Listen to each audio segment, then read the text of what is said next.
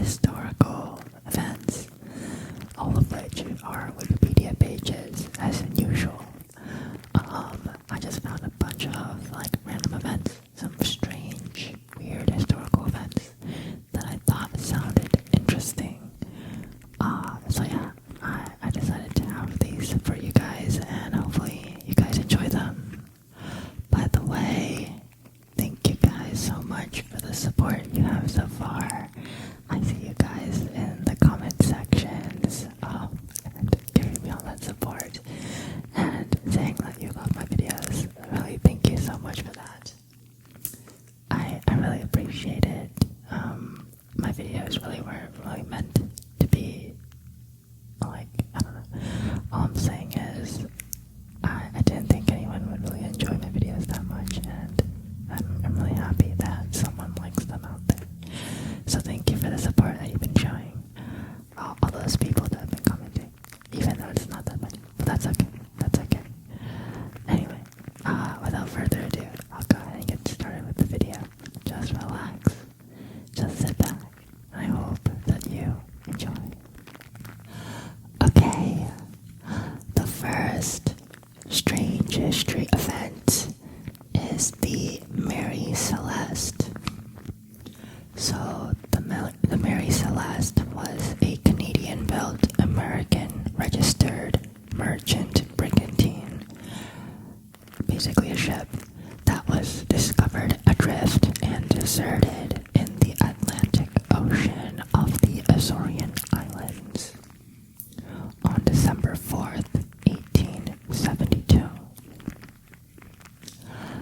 The Canadian brigantine De Gracia found her in a disheveled but seaworthy condition under partial sail, and with her lifeboat missing. The last entry in her log was dated 10 days earlier. She had left New York City for Genoa on November 7th and was still amply provisioned when found.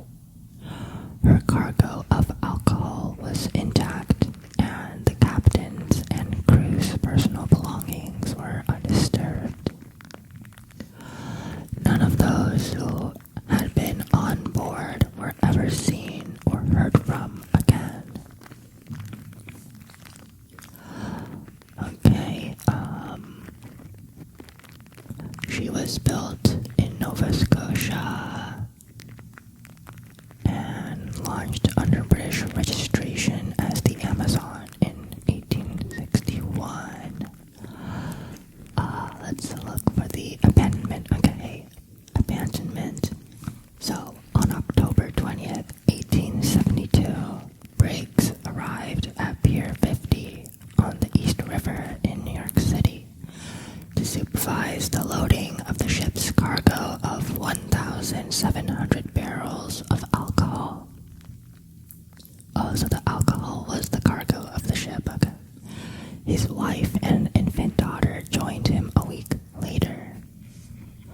On Sunday, November 3rd, Briggs wrote to his mother to say that he intended to leave on Tuesday, adding that our vessel is in beautiful trim, and I hope we shall have a fine passage. On the morning of Tuesday, November 5th, Mary Celeste left Pier 50 with Briggs, his wife and daughter, and 7 more crew members, and moved into New York Harbor. The weather was uncertain, and Briggs decided to wait for better conditions. He anchored the ship just off Staten Island, where Sarah used the delay to send a final letter to her mother-in-law. Tell Arthur, she wrote, I make great dependence on the letters I shall get from him, and will try to remember anything that happens on the voyage. While Mary Celeste prepared to sail, the Canadian brigantine De Gracia lay nearby in New Jersey, awaiting a cargo of petroleum destined for Genoa. Okay, Captain David Morehouse and First Mate Oliver DeVoe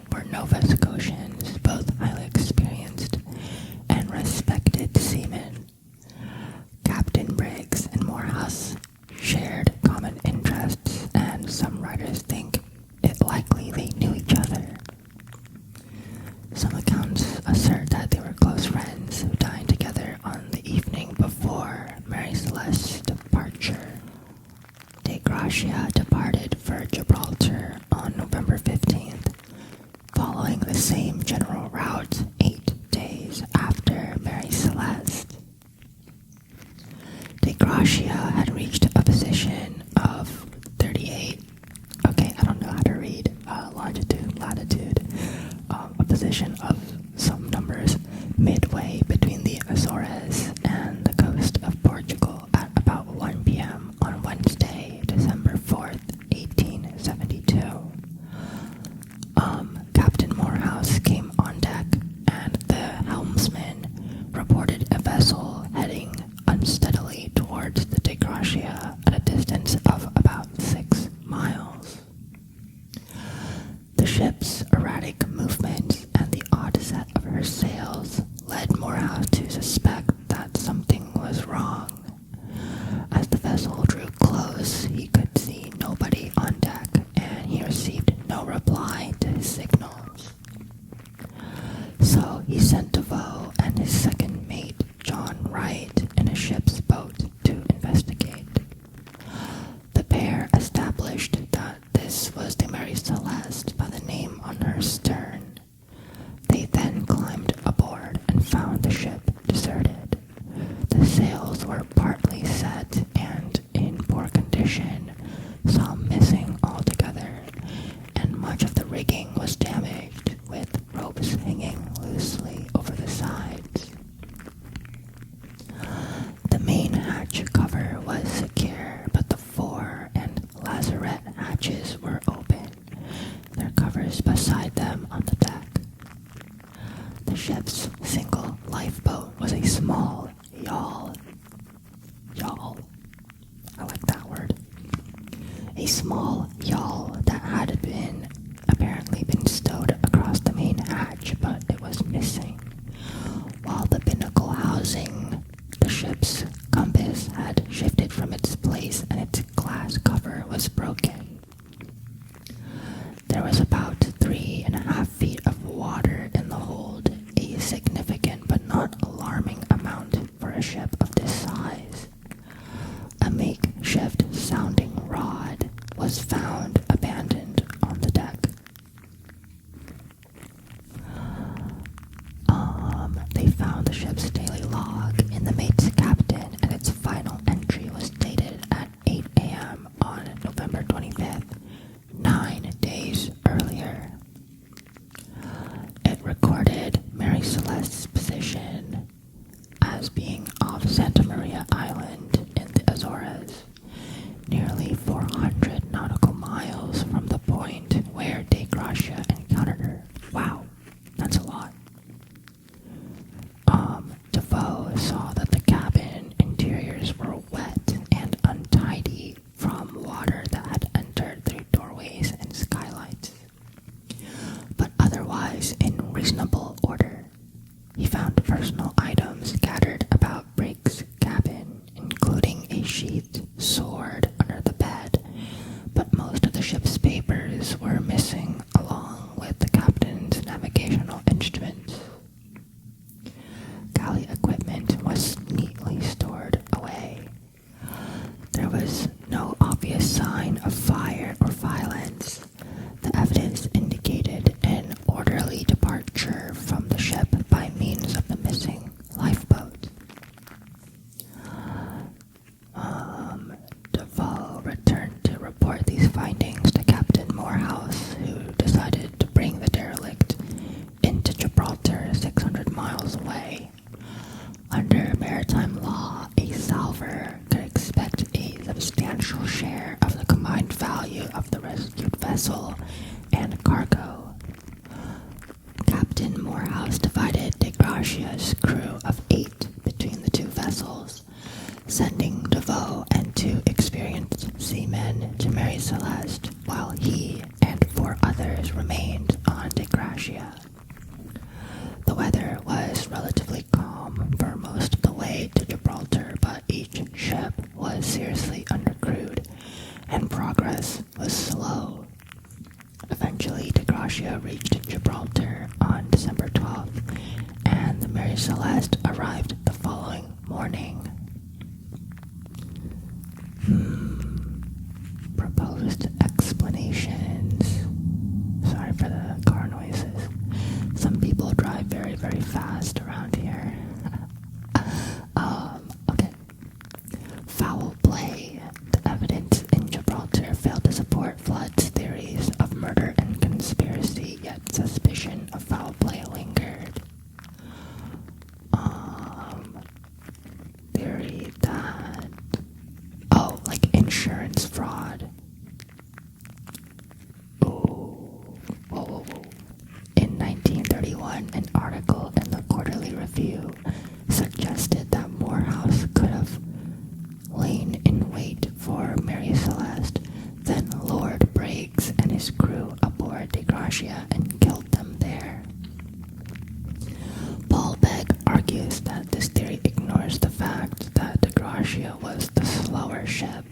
She left New York 8 days after Mary Celeste departed. Yeah, I don't think so. That's a weird one. Seems a bit defamatory. Another theory posits that Briggs and Morehouse were partners in a conspiracy to share the salvage proceeds, although no such evidence exists between the two captains.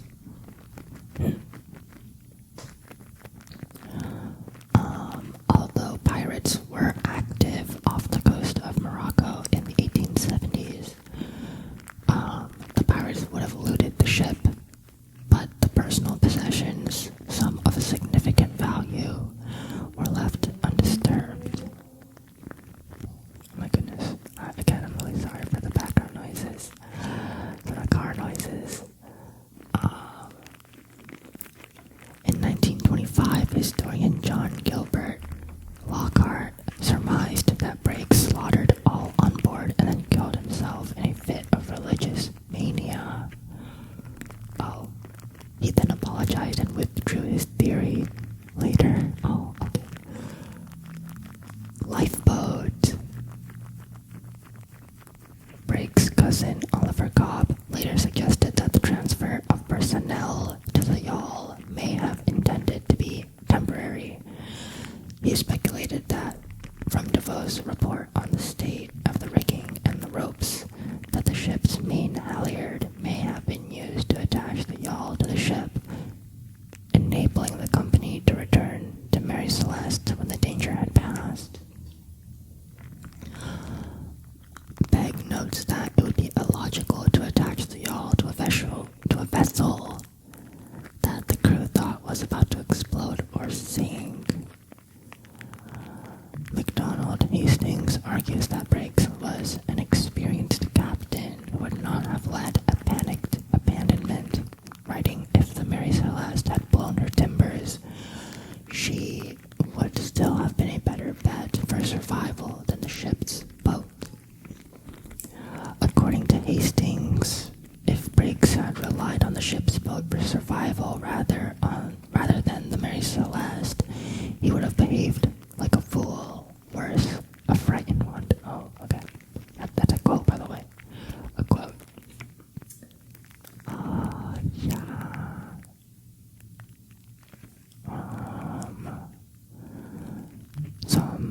Some theories that maybe they were afraid of an explosion, of some kind of alcohol explosion.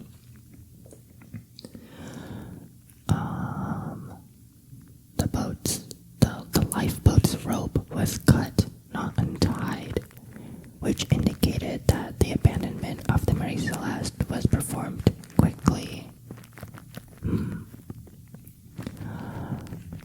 Interesting.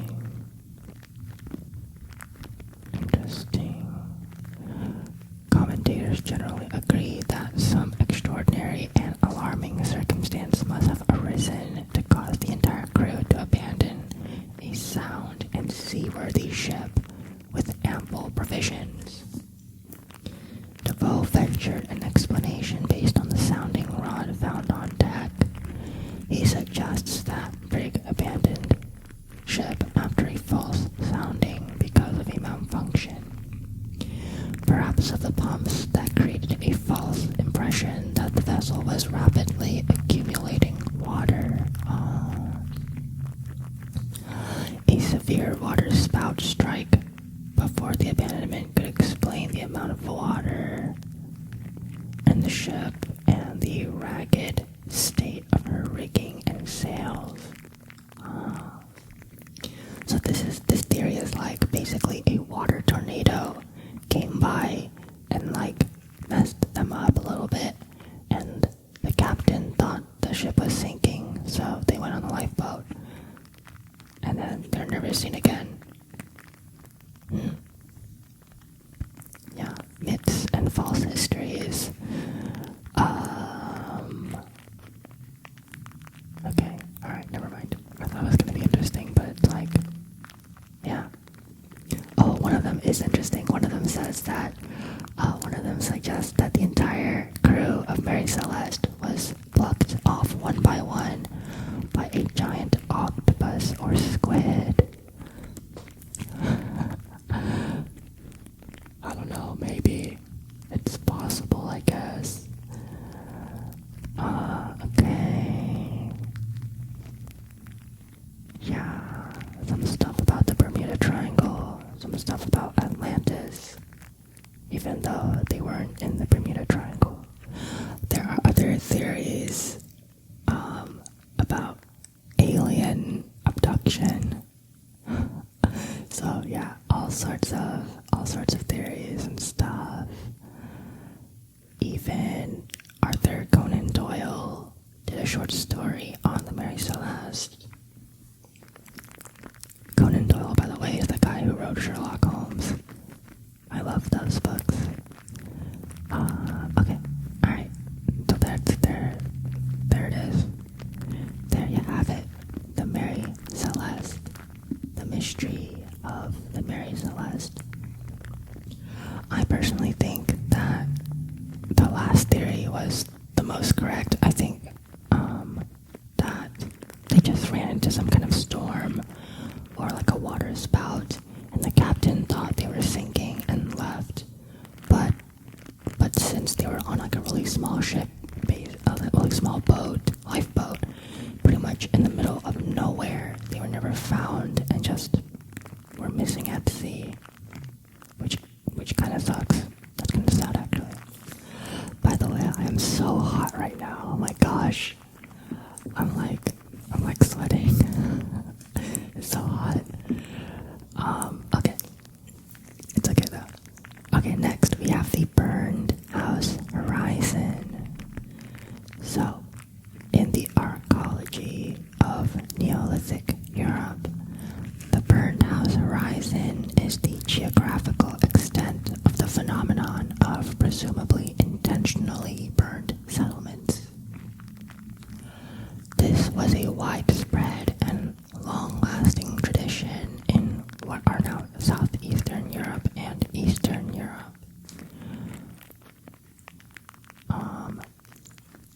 There is still discussion in the study of Neolithic Europe whether the majority of burned houses were intentionally set alight or not. Although there is still debate about why the house burning was practiced, the evidence seems to indicate that it was highly unlikely to have been accidental. There is also debate about why this would have been done deliberately and regularly, since these burnings could destroy the entire settlement. However, in recent years, the consensus has begun to gel around the domicide theory. Recent studies in paleogenetics from ancient mass burial sites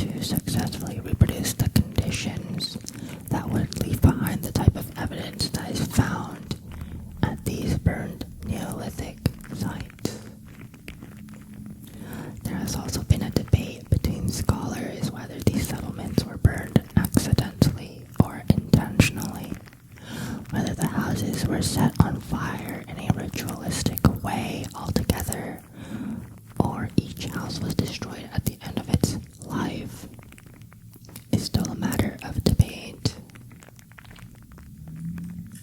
The first theory holding that the burning of settlements was due to accident or warfare originated in the 1940s. The second theory that holds that the settlements were burned deliberately is more recent. Theories. So the first theory is that it was accidental. So according to this theory, the houses were burned by accidental fire. And since the houses were so close together, and since they were made of highly combustible materials, it had risk of spontaneous combustion.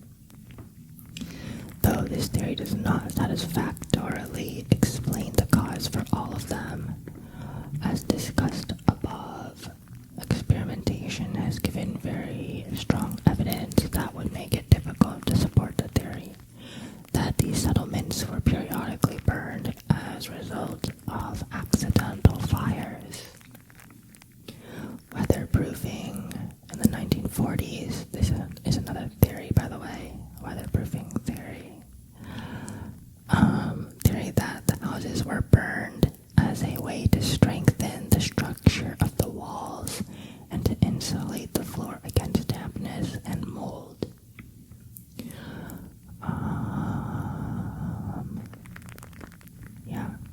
By the way, we know that they were burned because the walls, which were made of clay, became like hard ceramic, which means that they were fired, like pottery fired. So we know that they were burned in that way. So it's like maybe they did it on purpose to make it stronger or weatherproofed.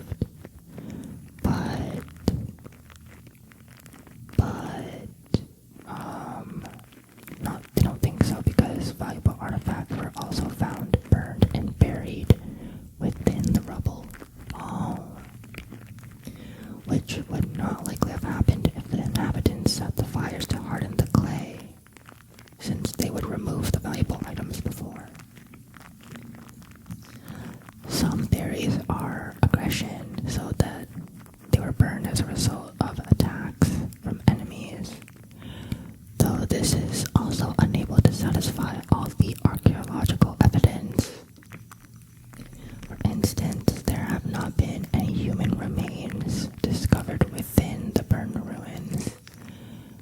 Neither have there been any human remains with projectile points, such as arrow or spearheads, lodged within the skeleton. This would indicate that although acts of aggression were possible, they were actually not very common. And it indicates that warfare did not play a large role in the life of these people.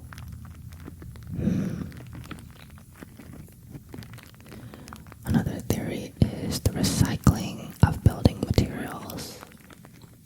So they would burn the broken down houses to recycle the clay. But again, I think because some of the houses were found with valuable items, that's weird. I don't know. Fumigation maybe. They burned them to get rid of pest, disease, insects, or witches. Witches. Yeah, I'm gonna burn my house down to remove any witches in the house. Anyway, witches. However, the evidence does not support this viewpoint because the structures were completely destroyed by the burning. Yeah, you wouldn't fumigate your house by destroying your entire house. That's not fumigation, that's just arson. And also the fire burned the entire settlement down. So it wasn't just singular houses that were burned, the entire town was burned down. Ooh.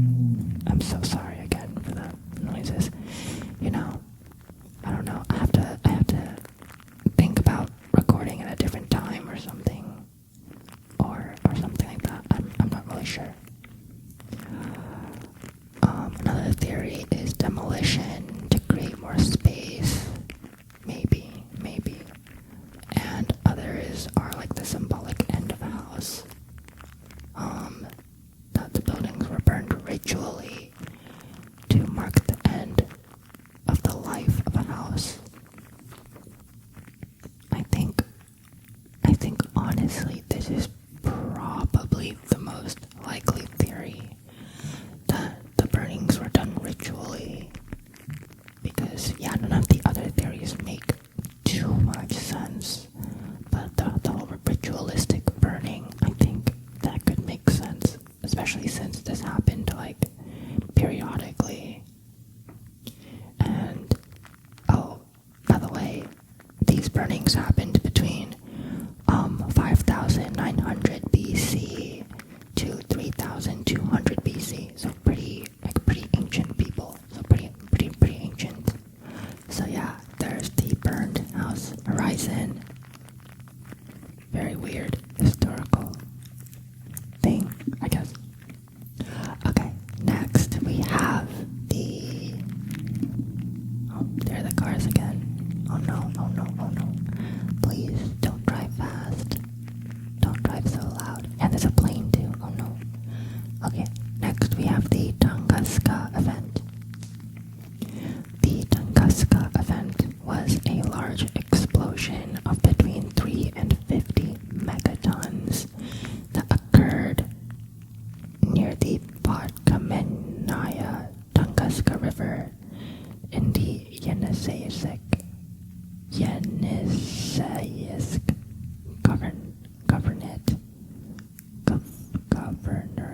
governorate in Russia. I'm so sorry for my pronunciations. Once again, on the morning of the 30th of June in 1908, the explosion over the sparsely populated East Siberian taiga flattened an estimated 80 million trees over an area of 830 square miles of forest. Wow. And eyewitness accounts suggest up to 3 people may have died. The explosion is generally attributed to a meteor airburst, the atmospheric explosion of a stony asteroid, about 160 to 200 feet wide. The asteroid approached from the east-southeast, probably with a relatively high speed of 60,000 miles an hour, which is Mach 80, by the way. Oh my god. Though the incident is classified as an impact event, the object is thought to have exploded at an altitude of 3 to 6 miles, rather than hitting the Earth's surface, leaving no impact crater. The Tunguska event is the largest impact event on Earth in recorded history, though much larger impacts occurred in prehistoric times, like the dinosaurs. An explosion of this magnitude would be capable of destroying a large metropolitan area. The event has been depicted in numerous works of fiction. Wow. Okay. Yeah, when I first read about the Tunguska explosion, I thought it might have been like a nuclear bomb test, but the fact that it happened in 1908 means that it was too early for that, so I was like, okay, maybe not. So I don't know. And the fact that there was no, physical crater made no sense to me. But the theory that it was a asteroid that exploded before it hit the ground, it makes a lot of sense to me. It never hit the ground, so that's why there's no crater. And because it exploded, it flattened the entire forest. So yeah. There's another theory that it was caused by a gas, natural gas, that was leaking from the Earth's crust and exploded. I also thought that too, because I was like,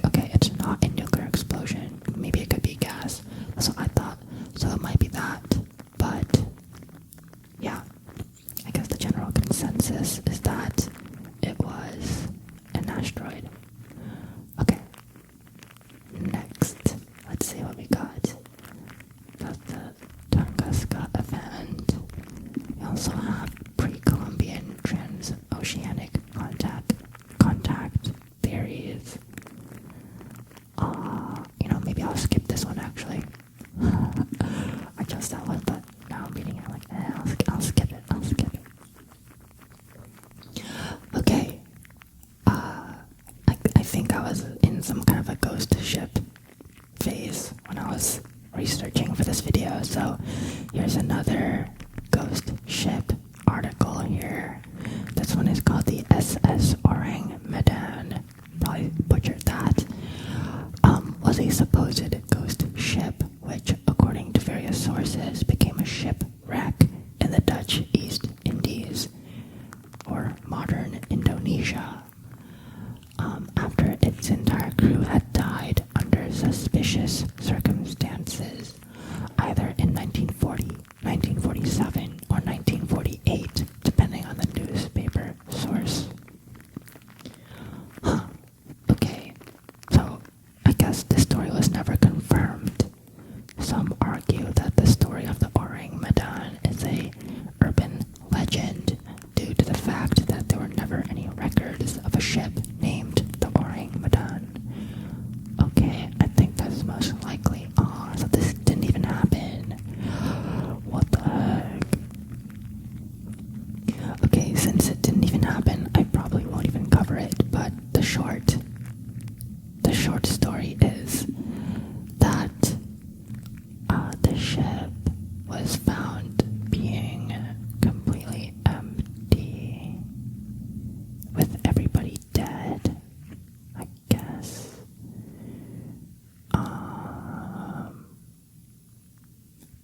Silver Star crew eventually located and boarded the apparently undamaged Orang Medan in an attempt to rescue the ship. The ship was found littered with corpses. Oh, so they didn't disappear, but everyone was dead. The dead bodies were found sprawled on their backs, with frozen faces upturned to the sun, with mouths gaping open and eyes staring straight ahead. No survivors were located, and no visible signs of injuries were observed. Interesting.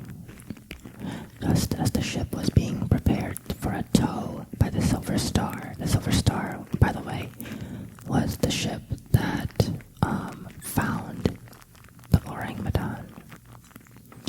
So, just as it was being prepared to tow, a fire suddenly broke out in the Orang Medan, forcing the boarding party to hastily evacuate. So, the mystery is closed, and they'll never find anything else about it because all the evidence is burned away. Yeah. Okay. I think the whole thing about the Orang Medan not actually existing, or not actually being like a recorded ship that had ever been in service or whatever, throws me off. It makes me feel like it's not true. And also the fact that the date is completely different based on what news publication you're asked. It could be anywhere from 1940 to 1948. That's a pretty big time span. So I don't know. I'm not sure. I think that one even happened. So we're gonna move on since it's not technically historical, though it is an interesting story. Next we have the Dublin Whiskey Fire. So the Dublin Whiskey Fire happened on the 18th of June 1875 in the Liberties area of Dublin. It lasted a single night but killed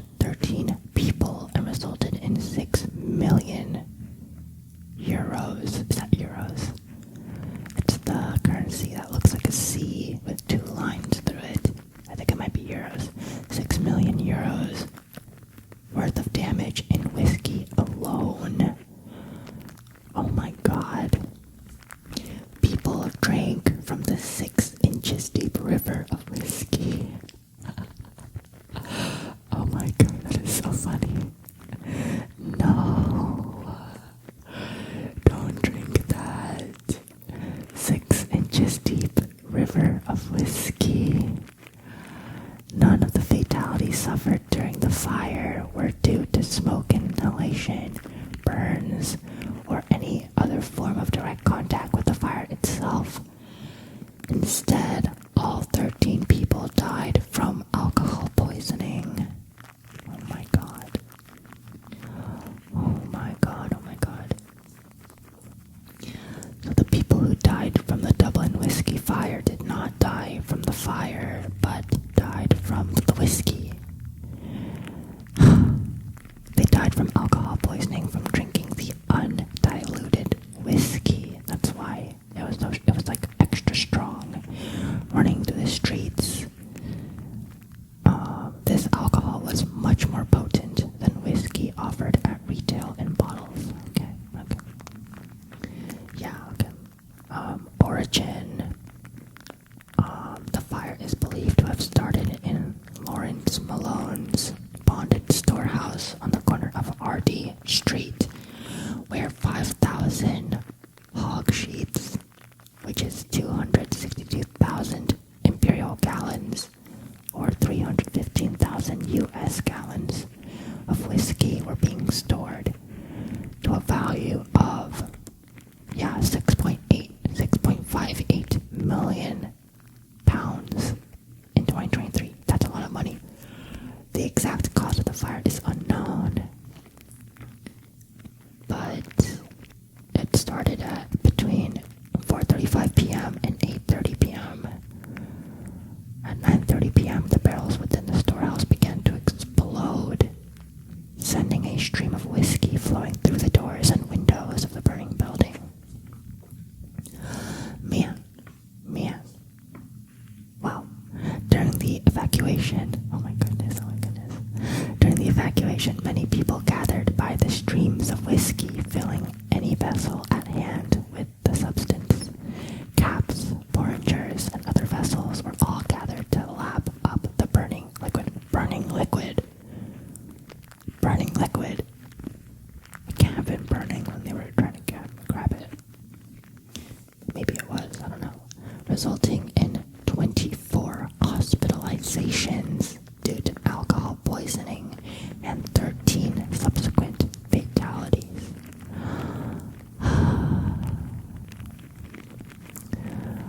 Oh well, my goodness. Alright, so that's the Dublin whiskey fire. Next we have the Great Moon Hoax.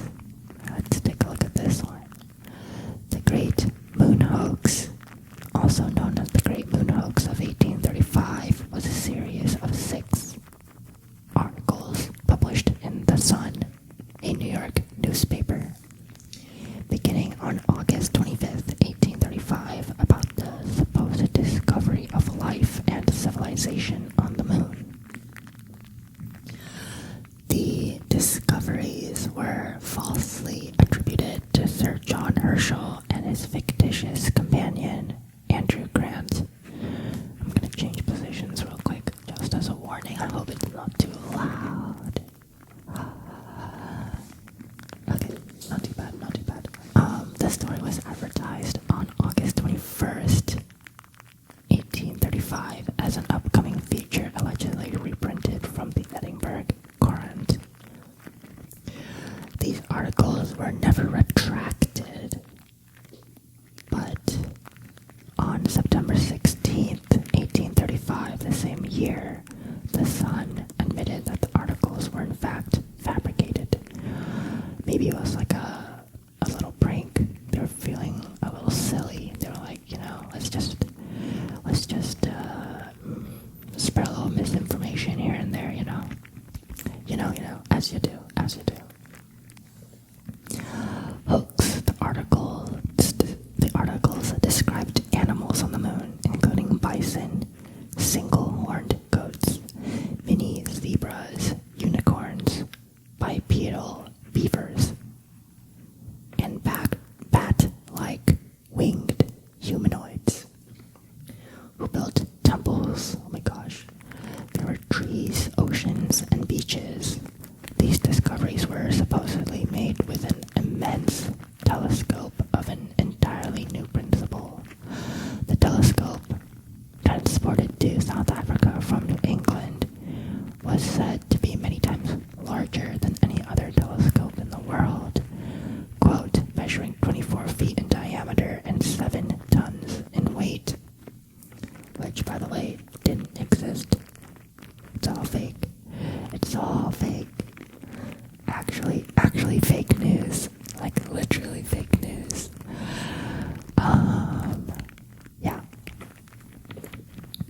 reactions. Ooh, this will be fun.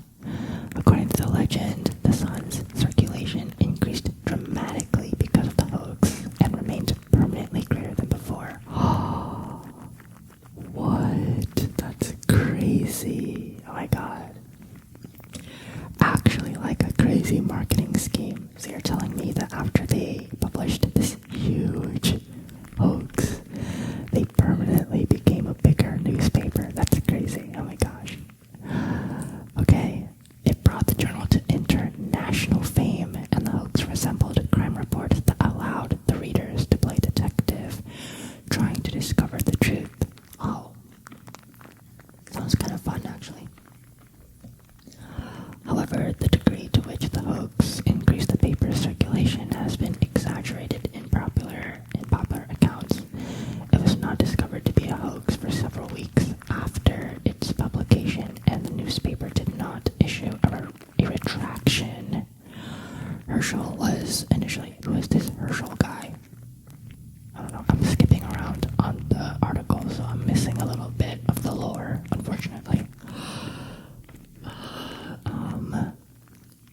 Herschel was initially amused by the hoax, noting that his own real observations could never be as exciting.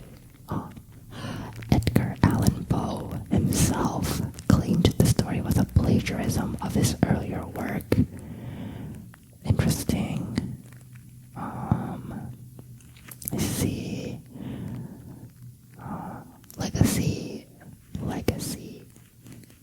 The hoax has featured in different books, some novels, and also inspiring some other media like music.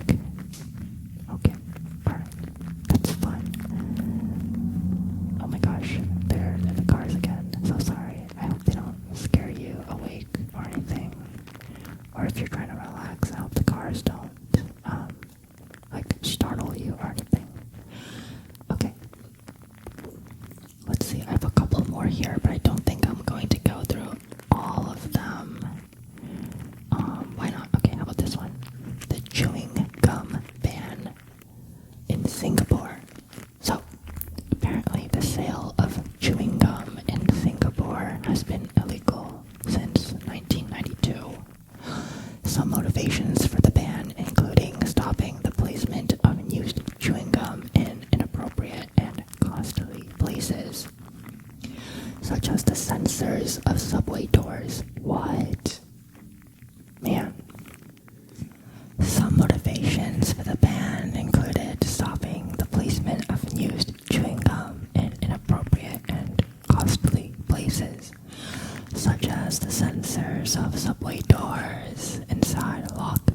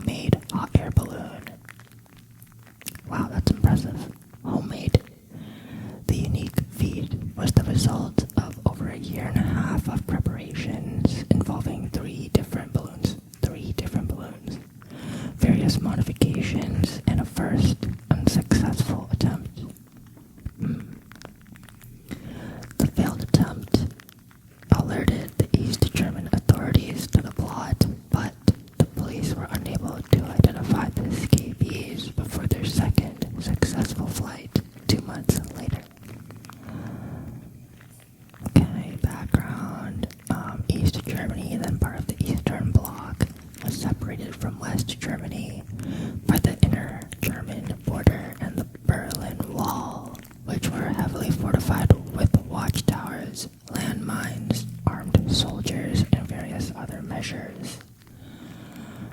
Yeah, so this is like Cold War. Things were really crazy over there. They wanted to escape. Strelzig and Wetzel began research into their balloons. Their plan was to escape with their wives and a total of 4 children. They calculated the weight of 8 passengers and the craft itself to be around 1,650 pounds. Subsequent calculations determined a balloon capable of lifting this weight would need to hold 2,000 cubic meters of air heated to 212 degrees Fahrenheit. The next calculation was the amount of material, which was estimated to be 800 square meters of, I'm guessing, fabric of some sort.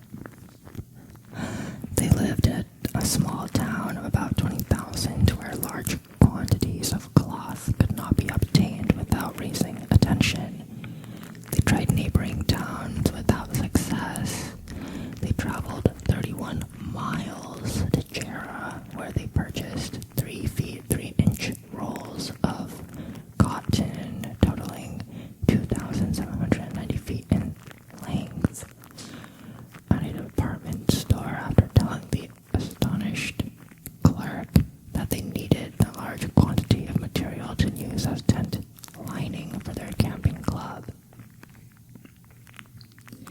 Wetzel then spent 2 weeks sewing the cloth into a balloon-shaped bag. Wow, that's crazy. On a manually operated sewing machine. Strelzig spent the time building the gondola and the burner assembly. The gondola was made from an iron frame, sheet metal floor, and clothesline run around the perimeter every 115 millimeters.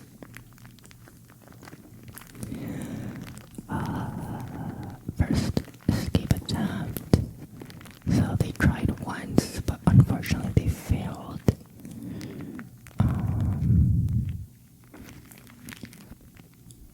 Let's see. They reached an altitude. This is their failed attempt.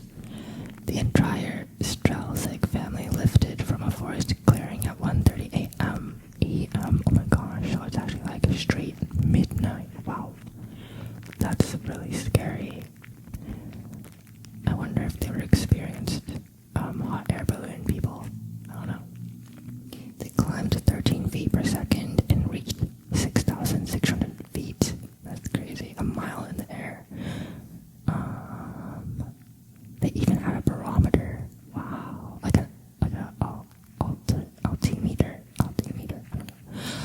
A light wind was blowing them towards the border. Okay.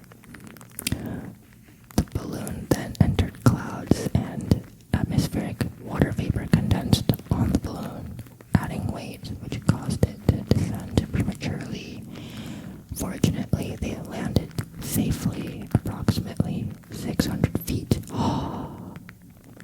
600 feet short of the border. Oh my god. Wow, they were so close. The group then spent 9 hours carefully removing themselves from the 500-meter wide border zone to avoid detection. They also had to travel unnoticed through a 3-mile restricted zone before hiking back a total of 9 miles. Jeez. That's insane. There go the car noises again. I'm sorry again. I'm sorry. Your ears are so... Your ears, I don't know, are being cursed by the cars. Sorry. They also had to travel, 9 miles to their car. Wow. That is insane, the lengths that they went to. They made it home just in time to report absent due to sickness from work and school. Wow. The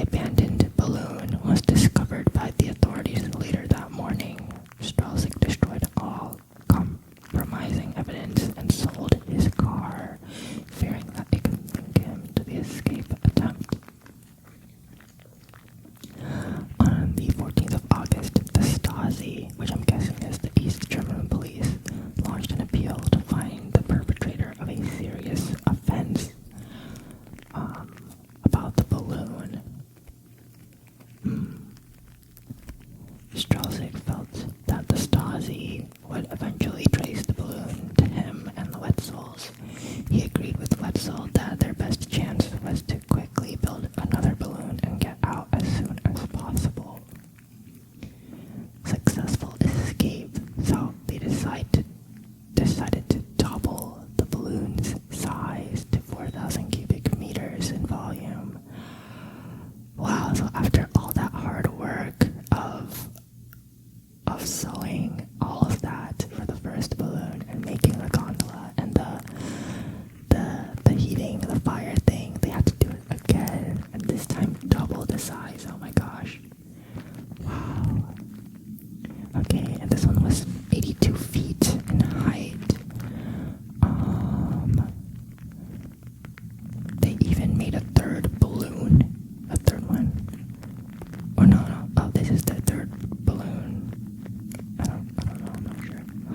So Wetzel sewed a third balloon using over 6 kilometers of thread, and Strelzik rebuilt everything else as before.